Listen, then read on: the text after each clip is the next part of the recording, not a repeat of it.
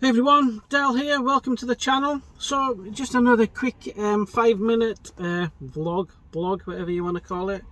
I was asked the other day by a young lad who's setting up a channel, and he's like that, so Dale, what's the difference between a prepper and a hoarder, or just a mass panic buyer?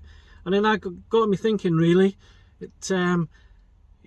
You know, the difference between prepping and hoarding, there's a very fine line in between it. And I was talking, a quick message to Mad Dog as well, when we were laughing about it on another video of how we can hoard things. And there's a fine line between prepping it and being a hoarder. So I suppose the easiest way to explain it is a prepper is just about been prepared for things. So a bit like when everyone's running about buying toilet paper 100 rolls at a time, we've actually already got it. So, you know, we've got a minimum supply. So it's about having minimum supply for things, for eventualities that we're not quite sure of, but we might have something there just in case. So, you know, we've got things that we can use for power, for blackouts. We've got, you know, a certain amount of food. Now some take it to extreme. Hoarding is to an extreme of that, where, you know, you go out and you panic buy, and you buy all the toilet rolls you can, fill a room with them, or food wise and stuff like that. You know, you go and hoard all that stuff, so you just constantly buy, constantly add. Whereas being a prepper is, you know, we prepare basically and add to it as we go along. So an example of that for me would be is when you know, if I want to go out and buy medication, start to my preps, when I do a monthly prep check or something like that, I won't buy it all from one place. And I'll do the same with all stocks, really. So, you know, you're not adding to panic buying, or you're not you know, people aren't seeing you do that, or hoarding as such. It's just use different areas, different locations to buy your extra stock, and then you're always adding up to it. It's a bit like being a storeman. So you know, you're a prepper and a storeman at the same time. So you know, you're keeping a running total on your stores, and keeping a check on it that way. So that's basically how I like to see it, is that we're, you know, we're kind of covered for most things that we can think of.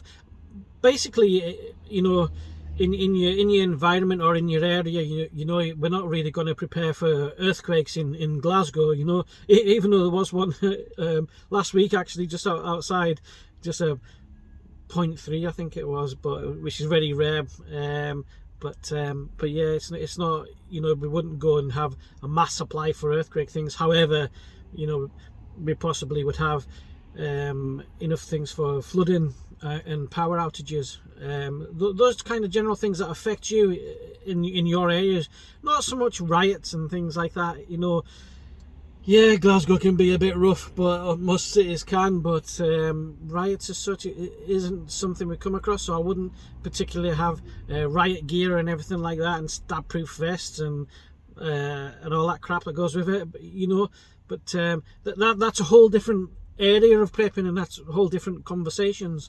So yeah, there is that. So we had that conversation, and basically, a prepper and a hoarder. A prepper is just like a storeman. You run your own store.